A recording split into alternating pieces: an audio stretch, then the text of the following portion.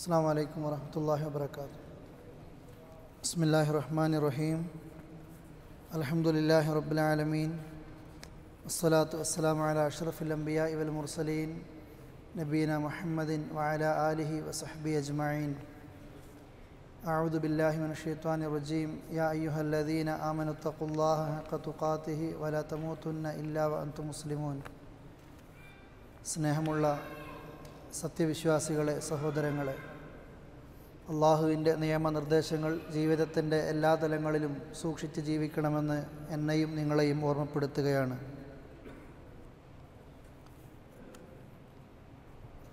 അള്ളാഹുവിൻ്റെ അടുക്കൽ മതമായിട്ടുള്ളത് ഇസ്ലാം മാത്രമാണ്.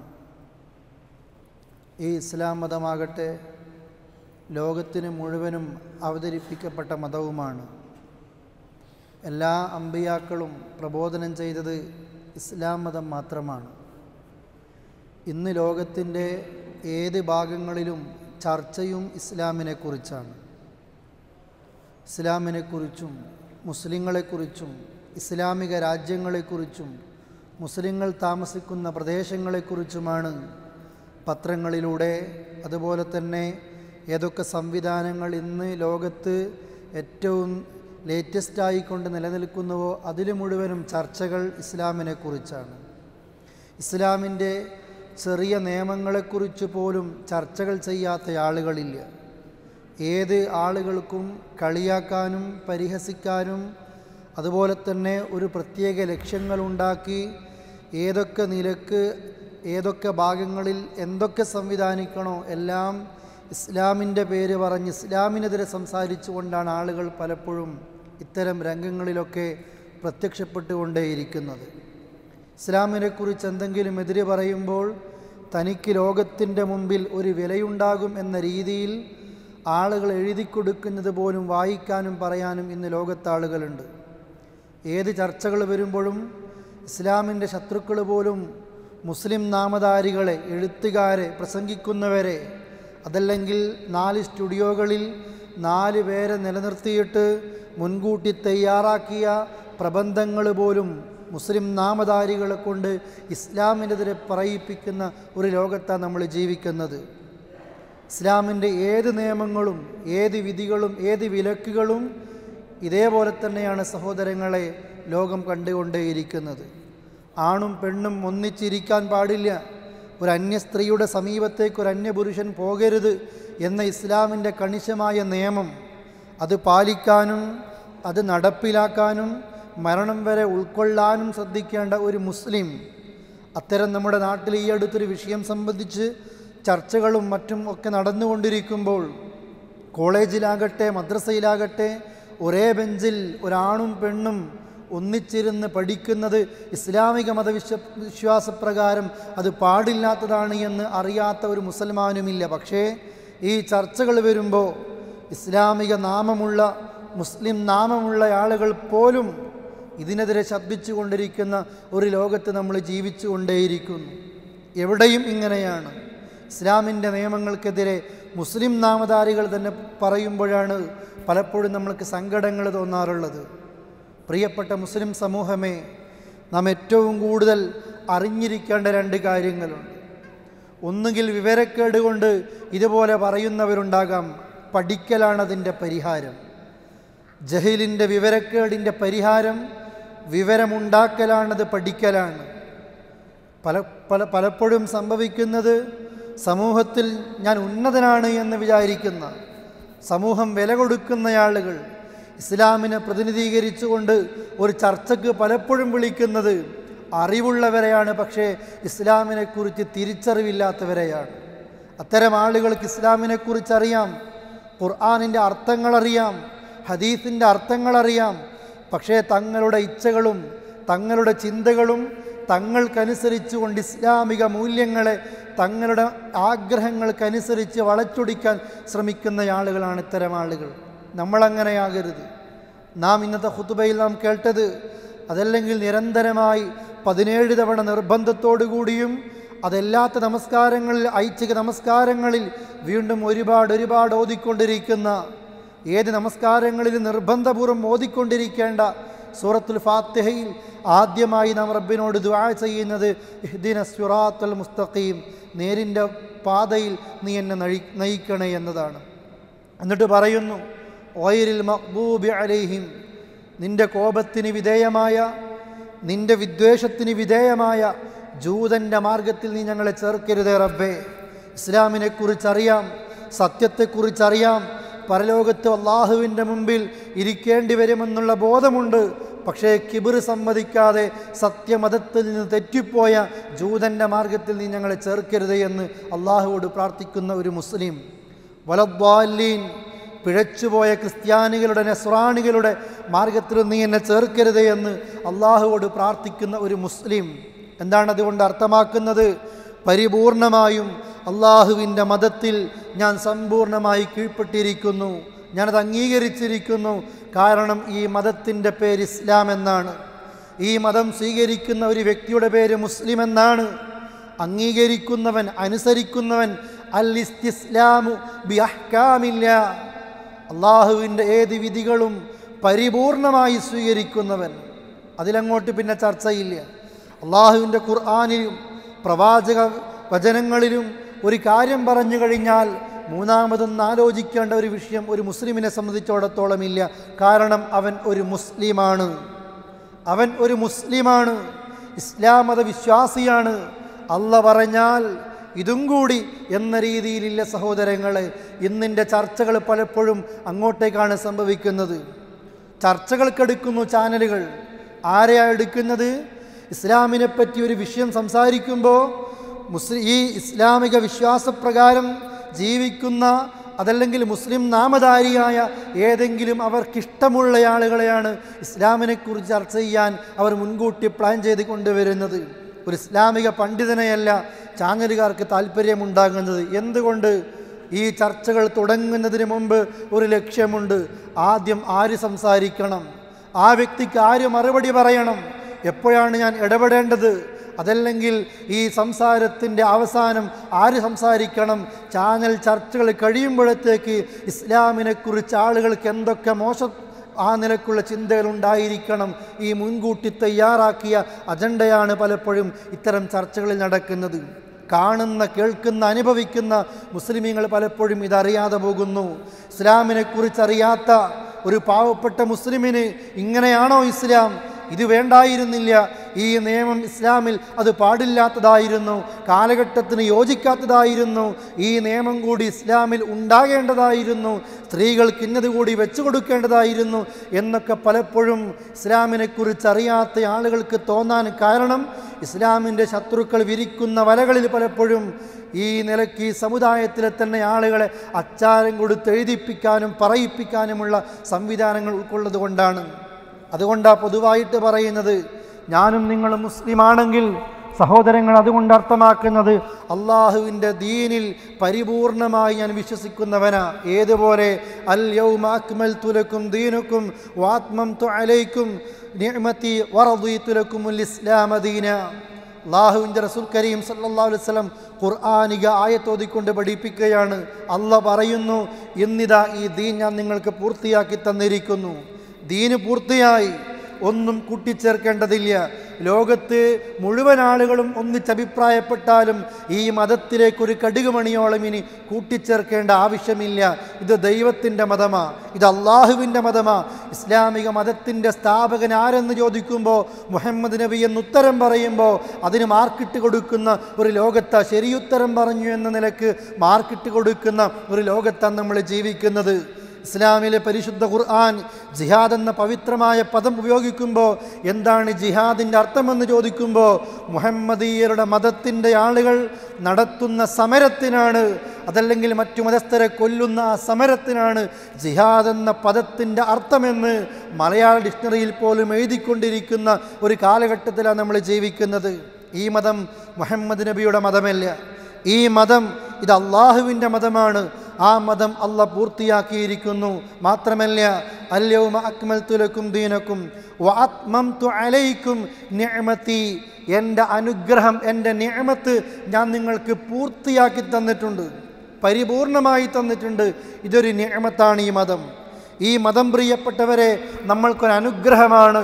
വറളീതു ലക്കുമുൽ ഇസ്ലാമ ദീന, ഇസ്ലാമിനെ ദീനായിക്കൊണ്ട് ഞാൻ നിങ്ങൾക്ക് തൃപ്തിപ്പെട്ട് തന്നിരിക്കുന്നു.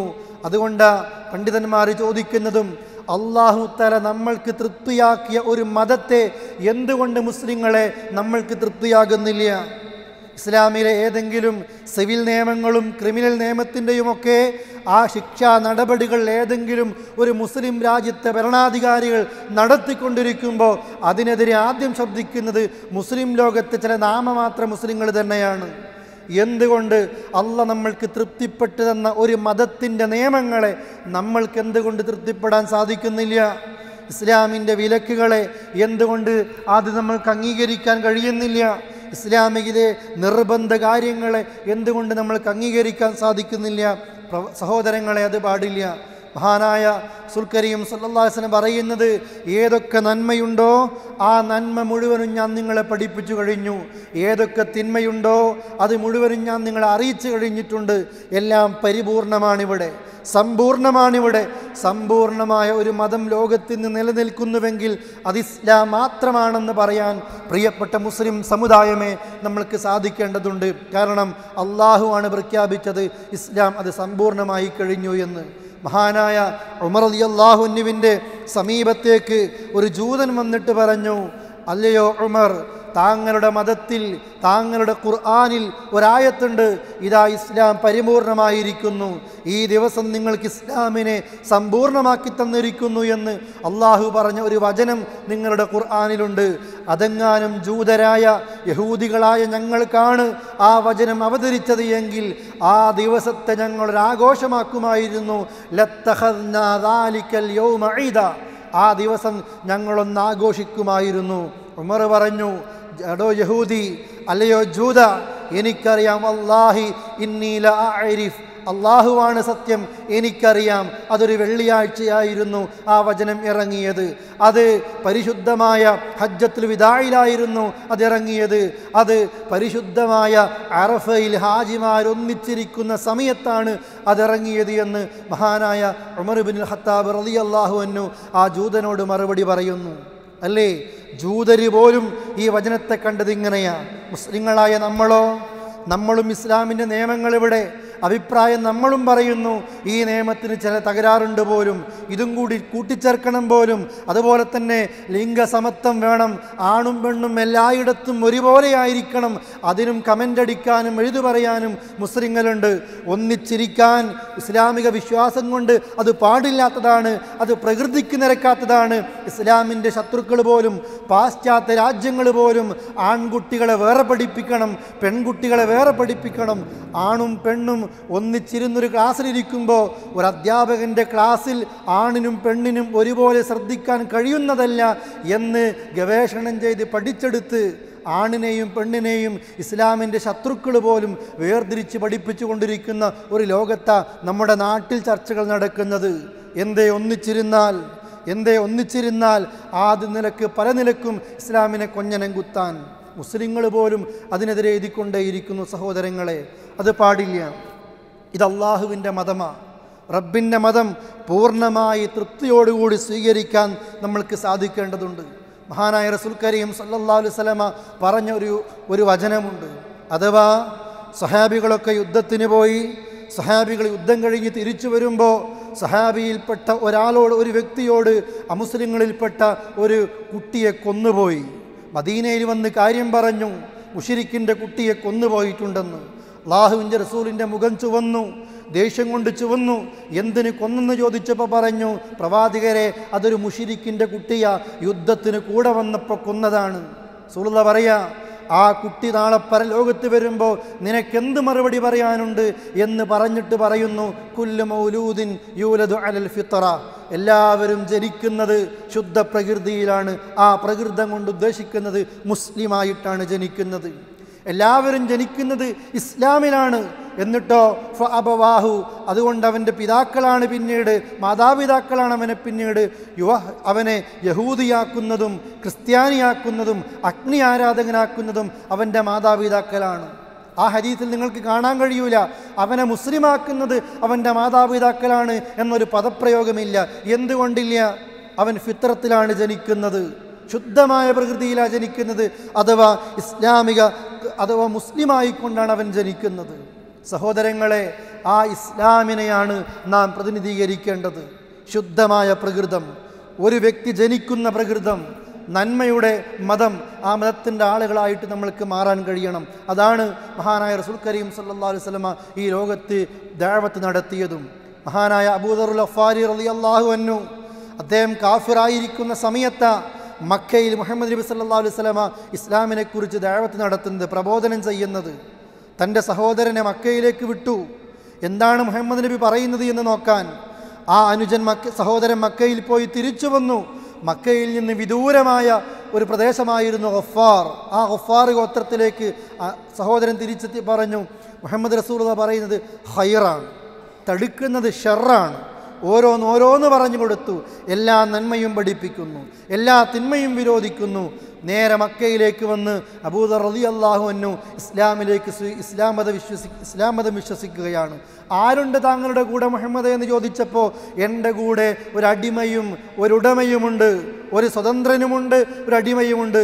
അബൂദർ ഗഫാരി റളിയല്ലാഹു അൻഹു ഇസ്ലാമിലേക്ക് ചേരുകയാണ്. അല്ലേ? ഈ നിലക്ക് സഹോദരങ്ങളെ, എല്ലാ നിലക്കും ഇസ്ലാമിൻ്റെ നന്മകളെ ആകർഷിച്ചുകൊണ്ട് ശത്രുക്കൾ പോലും ഇസ്ലാമിലേക്ക് വന്നത്. ബദർ യുദ്ധം നടക്കുന്ന രംഗം, ആ ബദർ യുദ്ധം നടക്കുന്ന സമയത്ത് പ്രതീക്ഷിക്കാത്തൊരു യുദ്ധമാണ്, അപ്രതീക്ഷിതമാണ് ബദർ യുദ്ധം.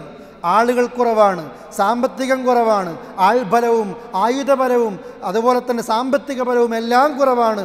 പക്ഷെ ആ സമയത്താണ് ത്വൽഹത്ത് ബിൻ ഉബൈദില്ലാ റളിയല്ലാഹു അൻഹു, അദ്ദേഹത്തിൻ്റെ കൂടെ ഒരു അൻസാരിയുമുണ്ട്, ഷാമിലെ കച്ചവടം കഴിഞ്ഞ് മദീനത്തേക്ക് തിരിച്ചു വരുന്നത്. തിരിച്ചു വരുന്ന വരവിനിടയിൽ ബദറിൽ പങ്കെടുക്കേണ്ട ശത്രുക്കൾ ത്വൽഹയെയും മറ്റേ സ്വഹാബിയെയും പിടിച്ച് ബന്ദിയാക്കി. അവർ പിടിച്ചു വെച്ചു. വിട്ടേക്കണമെങ്കിൽ ഒരു കരാറ് വെച്ചു, ഒരു ഉപാധി വെച്ചു. എന്താണ് ഉപാധി? മുഹമ്മദ് നബിയുടെ കൂടെ ഞങ്ങൾക്കെതിരെ ആക്രമിക്കാൻ മുഹമ്മദ് റസൂലുള്ളാഹിൻ്റെ കൂടെ യുദ്ധത്തിന് നിങ്ങൾ രണ്ടുപേരും വരാൻ പാടില്ല. ഒപ്പിട്ട് കൊടുത്തു, കരാർ ചെയ്തു കൊടുത്തു, ഞങ്ങൾ വരില്ല. അവരെ വിട്ടയച്ചു. മദീനത്തേക്ക് ത്വൽഹയെത്തി, അൻസാരിയെത്തി. ചോദിച്ചു എന്തു സംഭവിച്ചുവെന്ന്. അവർ പറഞ്ഞു, പ്രവാചകരെ, ശത്രുക്കൾ ഞങ്ങളെ പിടിച്ചു വെച്ചു. വിട്ടയക്കാൻ അവർ വെച്ചൊരു ഉപാധി, താങ്കളുടെ കൂടെ ബദർ യുദ്ധത്തിൽ ഞങ്ങൾ പങ്കെടുക്കാൻ പാടില്ല, യുദ്ധത്തിന് നിങ്ങളുടെ കൂടെ കൂടാൻ പാടില്ല. അത് അംഗീകരിച്ചപ്പോഴാണ് മദീനത്തേക്ക് ഞങ്ങളെ വിട്ടത്, അല്ലെങ്കിൽ ഞങ്ങൾ ബന്ദികളാകുമായിരുന്നു. നബി സല്ലല്ലാഹു അലൈഹി വസല്ലം പറഞ്ഞു, ത്വൽഹ, ഏറ്റവും കൂടുതൽ കരാറുകൾ നിർവഹിക്കേണ്ടത് ഈ സമുദായമായ നമ്മളാണ്, കരാറുകൾ നടപ്പിലാക്കേണ്ടത് നമ്മളാണ്. ആ ശത്രു സൈന്യത്തോട് കൊടുത്ത കരാറ് പൂർത്തിയാക്കണം. നിങ്ങൾ ത്വൽഹയും ആ സഹോദരനും എൻ്റെ കൂടെ യുദ്ധത്തിലേക്ക് വരരുത് എന്ന് മഹാനായ റസൂൽ കരീം സല്ലല്ലാഹു അലൈഹി വസല്ലം അവർക്ക് നിർദ്ദേശം കൊടുക്കുകയാണ്. നോക്കൂ സഹോദരങ്ങളെ, ഇതാണ് ഇസ്ലാമിൻ്റെ ചിത്രം.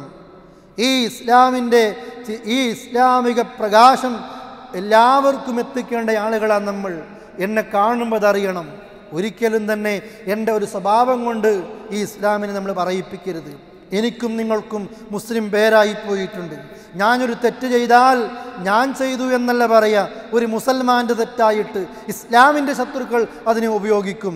എൻ്റെ വാക്കുകൾ, എൻ്റെ പ്രവർത്തനങ്ങൾ, എൻ്റെ ചെയ്തികൾ, എൻ്റെ എല്ലാം പ്രിയപ്പെട്ടവരെ ഇസ്ലാമിൻ്റെ ശത്രുക്കൾ ആ നിലക്ക് ഉപയോഗിക്കും. അതുകൊണ്ട് ഞാൻ അഷ്ഹദു അല്ലാ ഇലാഹ ഇല്ലല്ലാഹ് എന്ന് പറയുന്നുവെങ്കിൽ ഇസ്ലാം അള്ളാഹു മാത്രമാണ് ആരാധിക്കപ്പെടാനുള്ള അർഹത എന്നതിന് ലോകമേ ഞാൻ സാക്ഷിയാണ് എന്നാണ് പറയുന്നത്. ഇസ്ലാമാണ് നല്ല മതം എന്നതിന് ഞാൻ സാക്ഷിയാണ്, എന്നെ കണ്ടുപഠിക്കൂ.